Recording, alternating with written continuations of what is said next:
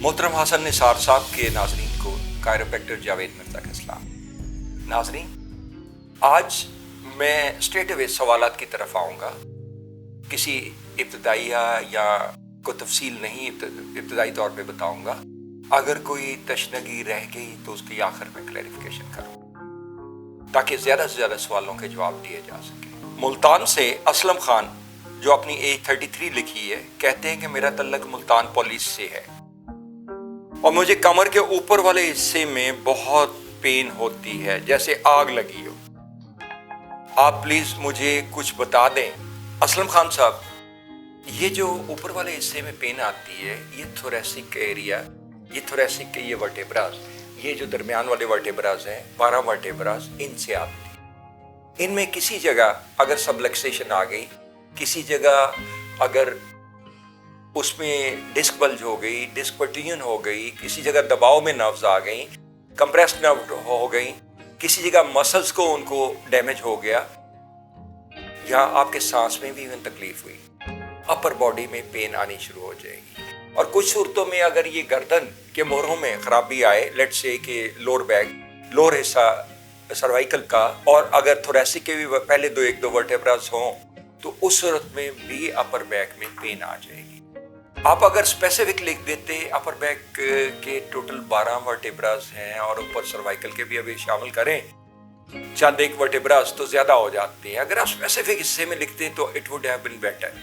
लेकिन मैं जनरलाइज गुजारिश करूंगा कि वह पेन वहीं पे होती है जहां पूरा ब्लड फ्लो नहीं जाएगा। अकड़ाहट वहीं पे होती है उन मसल्स में जहां पे पूरा ब्लड फ्लो नहीं जाएगा। जहां दिमाग अपना जो कंट्रोल है वो इफेक्टिवली एक्सरसाइज नहीं कर पाएगा। तो उसका अगर आपने कोई एमआरआई कराया हो असलम खान साहब, तो बेहतर है कि वो मुझे सेंड कर दीजिए। और अगर आपकी कोई डायग्नोसिस हुई हो तो वो बता दीजिए कि किस वर्टेब्रा में कहाँ से प्रॉब्लम आए, specific in upper back in which area, तो that will be more appropriate. लेकिन जनरलाइज मैं यही कहूँगा कि आप उसका पहले डायग्नोसिस किसी डॉक्टर से लोकली कराइए या एमआरआई कराइए या हमारे पास लाहौर तशरीफ ले आइए, तो फिर एग्जैक्टली उसको पॉइंट आउट करते हुए उसको ख़त्म किया जा सकता है। बहरहाल पेन वहीं पे आती है जहाँ पे कि प्रॉपर ब्लड सर्कुलेशन नहीं होगी और मसल स्टिफनेस आना शुरू हो जाएगी, नर्व्स वेन्स में अकड़ाहट आना शुरू हो जाएगी। दूसरा सवाल लाहौर से बिनते कासम एज 39 जो लिखती हैं, कहती है कि मुझे बैक एक और गैस का problem. Back ache, lower back ache, is it so? Binte Qasim, if it is so, lower back ache तो L4 से चौथे वर्टेब्रा से आती है, ये एरिया अफेक्ट हो जाता है, ये इस एरिया में।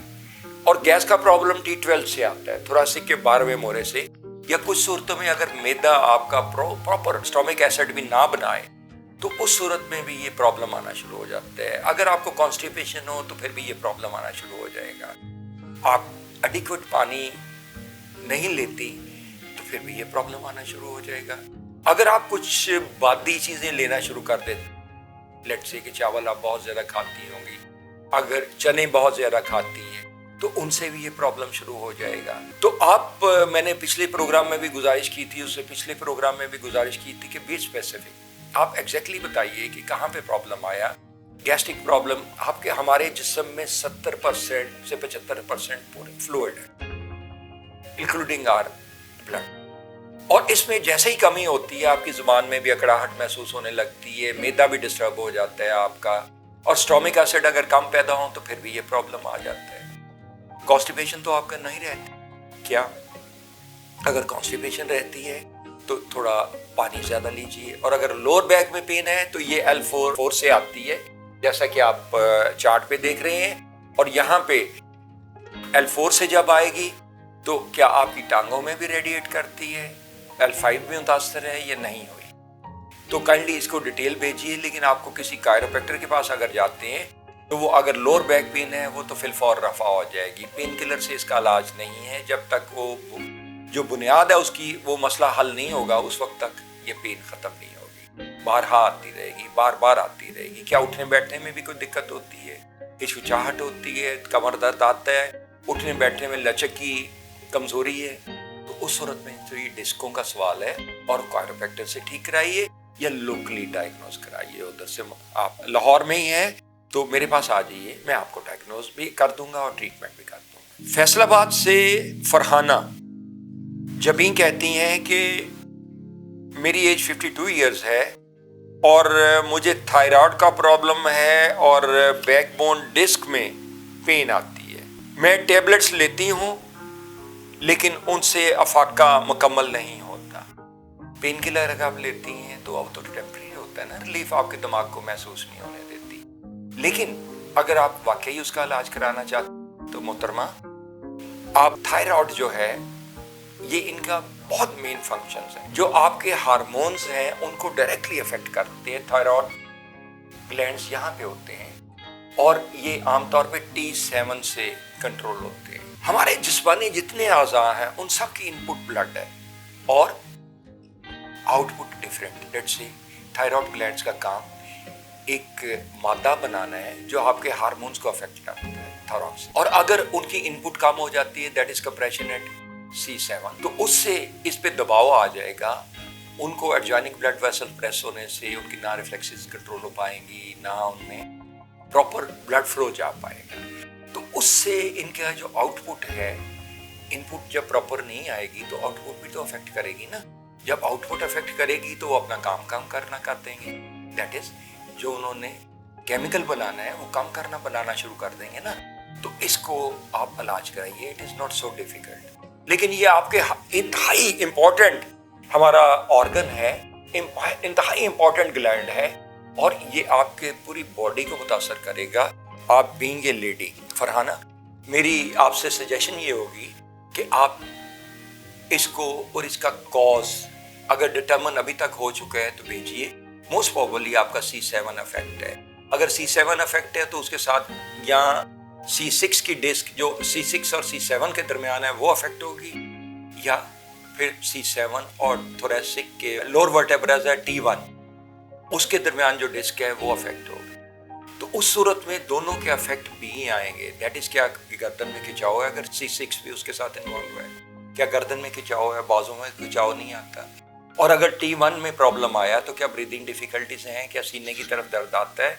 तो जो भी प्रॉब्लम है उसको मेरी रिक्वेस्ट पहले भी ये थी आपसे कि उसको अगर डायग्नोज लोकली करा लेते हैं तो दैट वुड बी बेटर। और अगर आप नहीं करा सकते तो come to me, I will diagnose not only but also give you necessary treatment. तो इसका चूंकि आपके हार्मोन से तल्लक है और अल्टीमेटली आप मोटापे की तरफ चली जाएंगी, आपके हार्मोन्स जब प्रॉपर नहीं बनेंगे और कई मुश्किलात का और कई प्रॉब्लम्स का शिकार हो जाएंगी।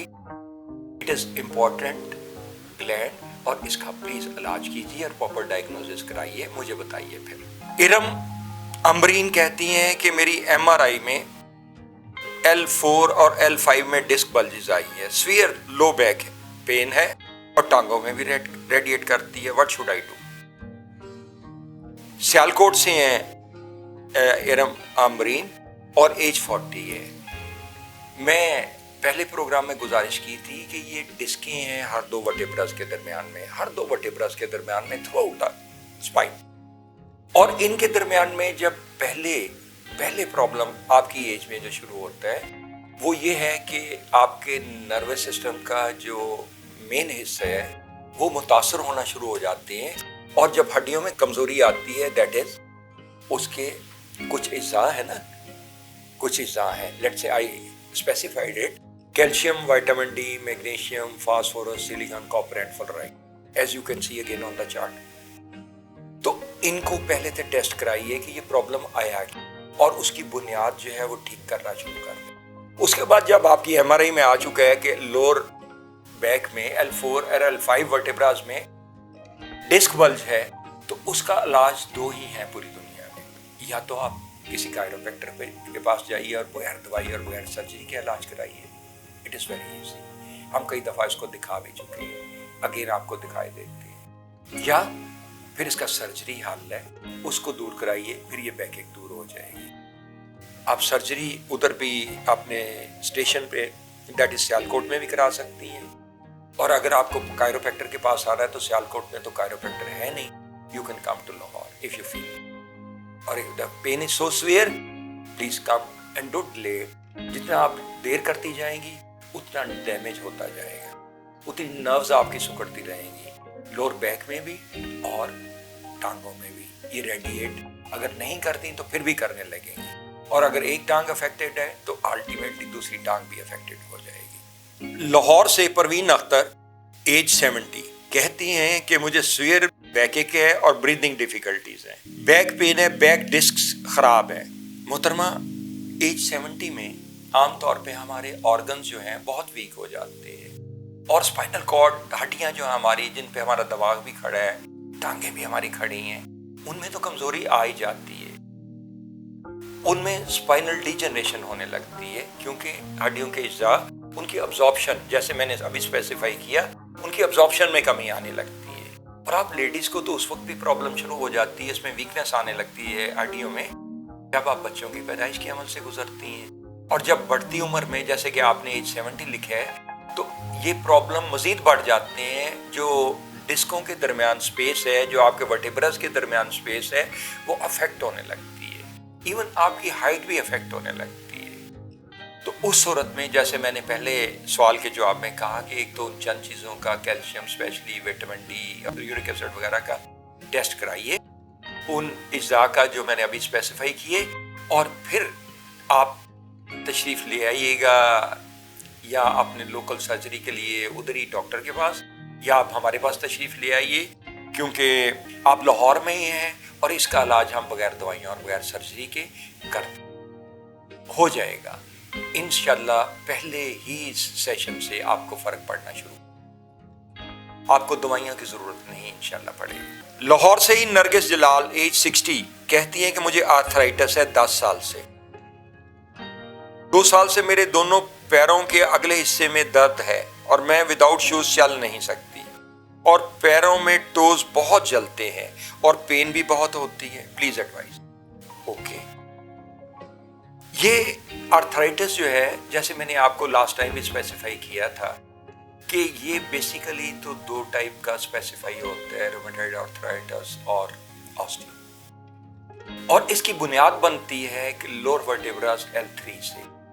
जैसे कि आप चार्ट पे अगेन पढ़ रहे हैं कि उसमें घुटने मुतासर होने लगते हैं, कुछ एडिशनल प्रॉब्लम मैडम नरगिस आने लगते हैं, लाइक आपके लोअर हिस्से में जो औरतों के अमराज हैं वो भी थोड़ा तूल पकड़ने लगते हैं, और कुछ वो भी स्टार्ट हो जाते हैं। तो इनसे जब आपके नर्व्स में कम रिफ्लेक्सेस कंट्रोल होंगी और एडजॉइनिंग ब्लड वेसल्स में प्रॉपर ब्लड नहीं जाएगा, तो उस सूरत में घुटने वीक होने लगते हैं, और अल्टीमेटली जो नर्व हैं आपके घुटने के पीछे गुजरती हैं, अगर आप उस पर हाथ लगाएं तो उनमें इन्फ्लेमेशन आ चुकी होती है, और अल्टीमेटली आपका गैप या तो घुटनों का क्लोज हो जाता है, उसके दरमियान जो स्पेस है, as you can see on the chart, वो कम होने लगती है, और आपकी नर्व्स भी दर्द करती हैं क्योंकि फूल चुकी होती हैं, इन्फ्लेमेशन आ चुकी होती है, हड्डी भी रगड़ खाती। और अगर आपका कार्टिलेज डैमेज हो गया तो उस सूरत में भी आपकी पेन आएगी। In any way,